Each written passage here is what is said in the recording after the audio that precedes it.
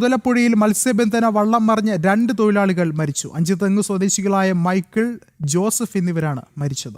കാണാതായ ഒരാൾക്കായി തെരച്ചിൽ പുരോഗമിക്കുകയാണ്. കർമ്മലമാത എന്ന ചെറിയ വള്ളമാണ് മറിഞ്ഞത്. വള്ളത്തിൽ 5 പേരാണ് ഉണ്ടായിരുന്നത്. അപകടത്തിന്റെ ദൃശ്യങ്ങൾ കൂടി പുറത്തു വന്നു. കൂടുതൽ വിവരങ്ങളുമായി ശാലിനി ചേർന്നുണ്ട്. ശാലിനി, എന്താണ് നിലവിലെ സാഹചര്യം?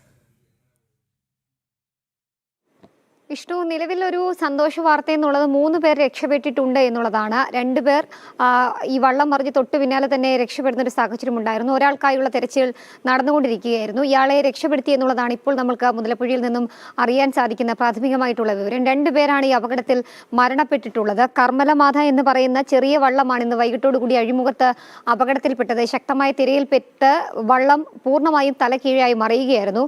ഇതിനൊപ്പം ഉണ്ടായിരുന്ന 5 പേരും വെള്ളത്തിൽ വീണു. 2 പേർ തൽക്ഷണം മരിച്ചു എന്നുള്ളതായിരുന്നു ആദ്യ സൂചനകൾ. 43-കാരനായ ജോസഫ്, ഒപ്പം തന്നെ അഞ്ചുതെങ്ങ് സ്വദേശിയായ മൈക്കിൾ എന്നിവരാണ് മരണപ്പെട്ടിട്ടുള്ളത്. ഉച്ചയോടുകൂടി മത്സ്യബന്ധനത്തിന് പോയ ചെറിയ വള്ളമാണ്. മത്സ്യബന്ധനം പൂർത്തിയാക്കി തിരികെ തീരത്തേക്ക് മടങ്ങുന്ന സാഹചര്യത്തിലാണ് അഴിമുഖത്ത് വെച്ച് ഇത്തരത്തിലൊരു അപകടം ഉണ്ടായതെന്നുള്ളതാണ് ദൃക്സാക്ഷികൾ വ്യക്തമാക്കുന്നത്. ആ ദൃശ്യങ്ങളടക്കം നമുക്ക് കാണാൻ സാധിക്കും.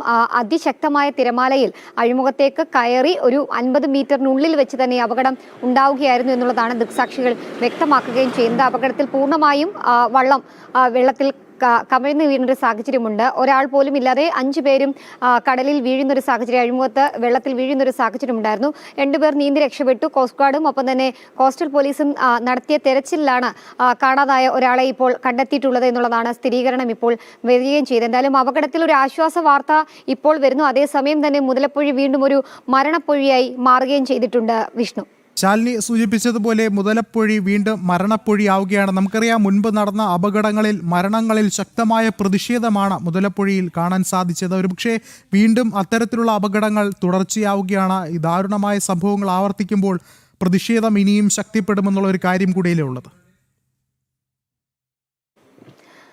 വിഷ്ണു, തീർച്ചയായും അതെ. 2011 മുതൽ 2023 വരെയുള്ള കാലയളവിൽ ഏകദേശം 66 ജീവനുകളാണ് ഈ മുതലപ്പുഴയിലെ അഴിമുഖത്തും ഈ കടലിലും ഒക്കെയായി നഷ്ടമായിട്ടുള്ളത് എന്നുള്ളതാണ് മനുഷ്യാവകാശ കമ്മീഷന് മുൻപാകെ കഴിഞ്ഞ ദിവസങ്ങളിലൊക്കെ തന്നെ ഹാർബർ എഞ്ചിനീയറിംഗ് ചീഫ് നൽകിയിട്ടുള്ള വിവരം. അതിന്റെ അടിസ്ഥാനത്തിൽ ഇതിനുശേഷമാണ് ഇപ്പോൾ 2 മരണം കൂടി ഇന്നിപ്പോൾ സംഭവിക്കുന്നത്, സ്ഥിരീകരിക്കുന്നത് എന്നുള്ളതാണ് ഒരു ആശങ്കയായി നിൽക്കുന്നത്. ഞാൻ ആദ്യം സൂചിപ്പിച്ചതുപോലെ ഒരു മരണ കെണിയായി, മരണപ്പൊഴിയായി എപ്പോഴും അഴിമുഖം മാറാറുണ്ട്. ഈ ഒരു മുതലപ്പുഴ പ്രദേശം മാറാറുണ്ട്. അതിൽ നിന്ന് എങ്ങനെ മോചനം നേടാമെന്നുള്ളത് അടക്കമുള്ള കാര്യങ്ങളിൽ പഠനമൊക്കെ ഒരു ഭാഗത്ത് നടക്കുന്നു. മറുഭാഗത്ത് ഇത്തരത്തിൽ തുടർച്ചയായ അപകടങ്ങൾ ഉണ്ടാകുന്ന സാഹചര്യങ്ങൾ ശാശ്വതമായ ഒരു പരിഹാരം വേണമെന്നുള്ളതാണ് പ്രദേശവാസികളടക്കമുള്ള മത്സ്യത്തൊഴിലാളികൾ മുന്നോട്ട് വയ്ക്കുന്ന പ്രധാനപ്പെട്ട ആവശ്യവും സർക്കാരിന് മുൻപിൽ. പക്ഷേ അത് കൃത്യമായി നടപ്പിലാക്കാൻ സർക്കാരിന് കഴിയുന്നില്ല എന്നുള്ളതാണ് തുടർച്ചയായുള്ള അപകടത്തിൽ നിന്ന് നമുക്ക് മനസ്സിലാക്കാൻ സാധിക്കുന്നത്. തീരദേശ മേഖലയിൽ അതിശക്തമായ കടൽക്ഷോഭവും കടൽക്കാറ്റും ഒക്കെ കഴിഞ്ഞ കുറേ നാളുകളായി ഉണ്ടായിക്കൊണ്ടിരിക്കുകയാണ്. ഇന്നും കടൽ പ്രക്ഷുബ്ധമായിരുന്നു. അതിശക്തമായ തിരമാല